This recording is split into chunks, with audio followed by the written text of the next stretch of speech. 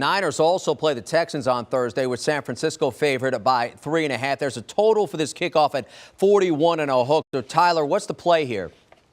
Yeah, I'll lay the points here and go with San Francisco just because we know that they're going to play their starters. Trey Lance is going to get some run in this game. They've already kind of said that they're going to play their starters. And even if it's starters versus backups for the Texans or starters with the Texans, this is haves and have-nots. We're talking about a possible Super Bowl contender in the San Francisco 49ers. So anytime you're going to see significant run with the starters, I think this is making for a blowout here. So I don't think it's going to be particularly close. Even if Davis Mills is going to get some run, he did play pretty much the first half last week. So I don't know how much we're going to see of him this time around, which means backups for the Houston Texans, starters for the 49ers, seems like a no-brainer. Jim, I just want to make clear, all I heard a few moments ago was Sully saying that the Chiefs are going to be terrible. I want to make sure that's on the record.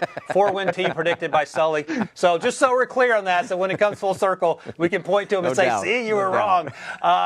He's not wrong. He makes good points about that. And I actually agree that I like the 49ers here for the reasons Sully mentioned. Even if you're doing 1 versus 1, and Lovie Smith has said the ones will play for the Texans, those ones are more like 1.5s or 1.8s on the depth chart when you're talking about the Texans. Fair or not, they're not a good football team. The 49ers, I haven't been as bullish on them as some other people, primarily because of Jimmy Garoppolo at the quarterback position. That said, he was one dropped Jaquiski Tartt interception away from going back to the Super Bowl. Obviously, this is now Trey Lance's team. He'll get a little run in this game. Some of the other starters may not, but I like the 49ers here. I also like the under. I think the under is pretty high at 41.5 now.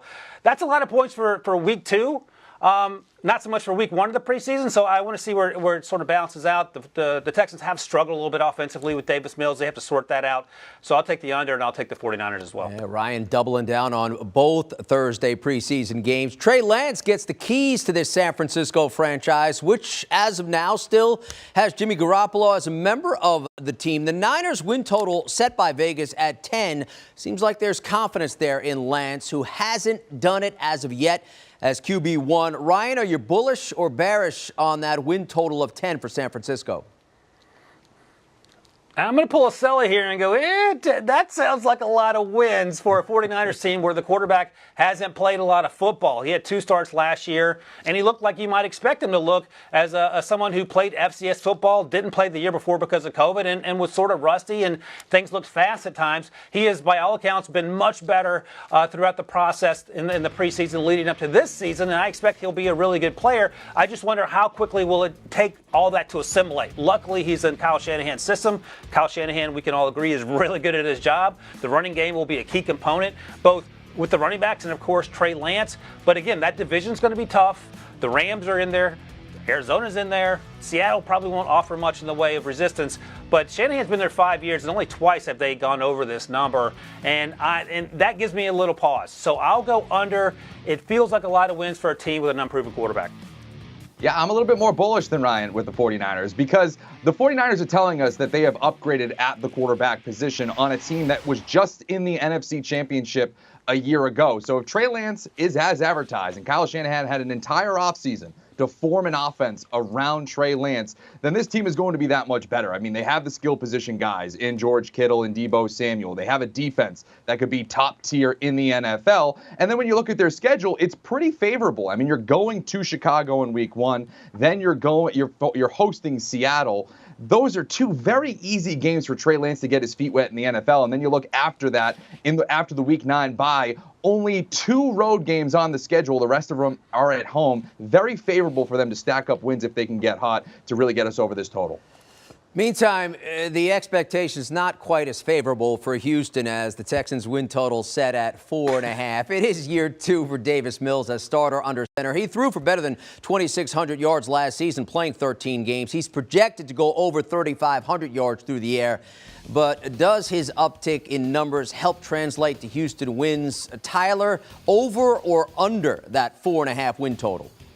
Under. I don't think that this team, you look at these other teams, like the Chiefs, obviously the 49ers and the Packers. You can look at down their schedule and go, okay, that's a win, that's a win, that's a win. You can't do that at all with the Houston Texans. There's really none that you can even say, all right, well, maybe they can be a little bit competitive. It just doesn't feel like it's in the cards for them this season. And they're playing in a division that I think all of us would say is one of the least competitive in the NFL in the AFC South. But even when they're facing a Jaguars team this year, who I think is going to be much better under Doug Peterson and obviously Trevor Lawrence going into year 2. In the past, you could say, all right, well, maybe they'll split with the Jacksonville Jaguars. I don't even know if that's the case this year. I'm going way under. This could be a team that's picking number 1 overall in the NFL draft.